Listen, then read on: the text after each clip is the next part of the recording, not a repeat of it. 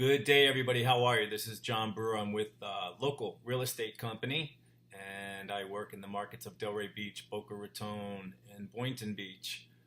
I'm a broker. I've lived here since 2010, graduated high school in 1983, left for about 30 years, lived in New York, LA, Las Vegas, and came back in 2010 because it's just so darn beautiful here. I live in Lake Ida. That's where I like to really drill down, especially. We just had Halloween, and if you didn't stop by, you better stop by next year. We had Stromboli, and we gave candy to all the beautiful kids in the neighborhood and from other neighborhoods that came in. It's really a special thing here in Lake Ida. I love it. It's especially our block. We've got some great neighbors, and it was basically a block party with kids in their costumes and adults, some of them in their costumes, and having a great time coming around. Adults were driving around in their golf carts with their Yeti cups. Not sure what was in there, but everybody seemed pretty happy, so that's a good thing.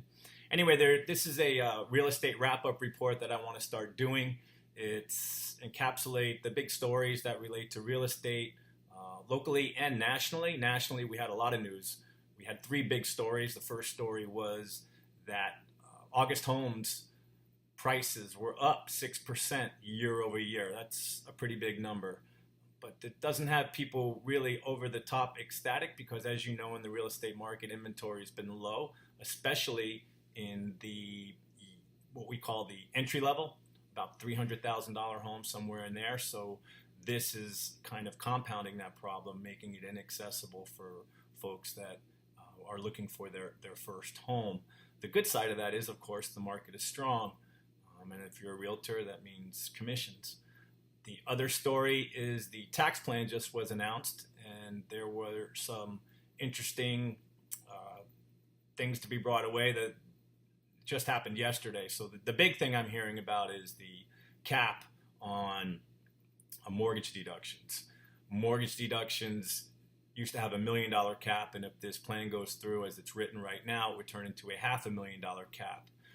Which would affect people that are taking that mortgage interest deduction. Now, the other side of that coin is only 20 to 30% of homeowners actually do take the mortgage interest deduction.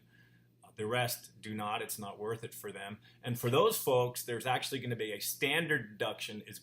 The standard deduction is going to be doubled.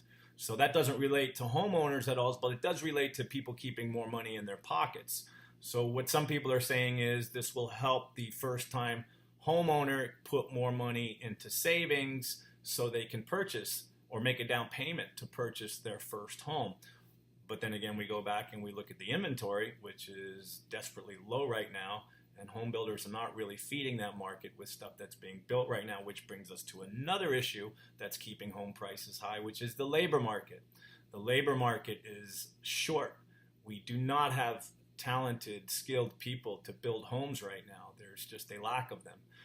So bad that Berkshire Hathaway has opened a school in Colorado to educate people and get them ready for entry-level positions in construction for home sites for free.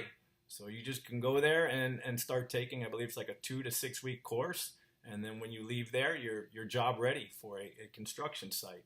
So that gives you an idea there. The other story that happened this week was, for tax plans was property taxes also have a cap of $10,000 now. That's really going to affect people in New York and Connecticut where you have a high property tax. Really a good thing for Florida because we don't really have a high property tax here. So I'm hearing a lot of people saying that it's affecting the luxury market a lot more.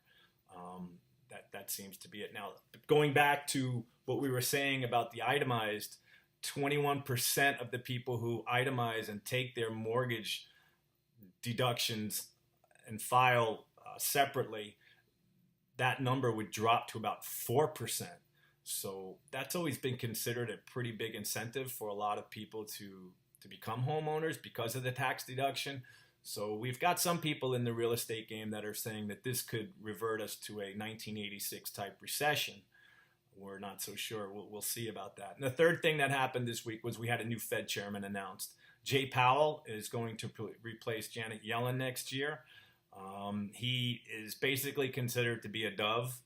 along the lines of Janet Yellen. So what does that mean for the market? It means we should probably expect another quarter point before the end of the year, either November or December, and that's pretty much what we expected 8 months ago.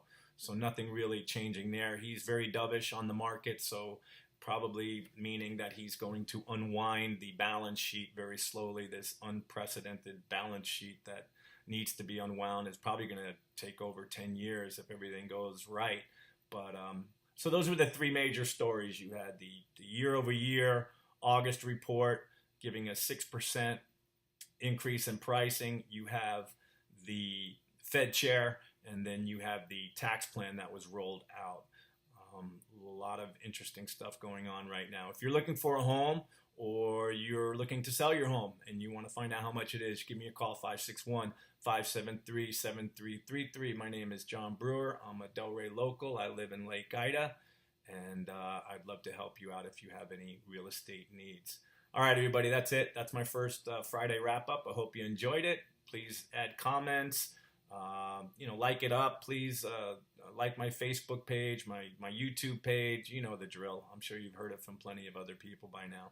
But have a great weekend, okay? Looks like it's going to be beautiful. Get out, go to the beach. I think there may be some waves on Sunday, so we're going to keep an eye on that. And spread some love, all right? Take care.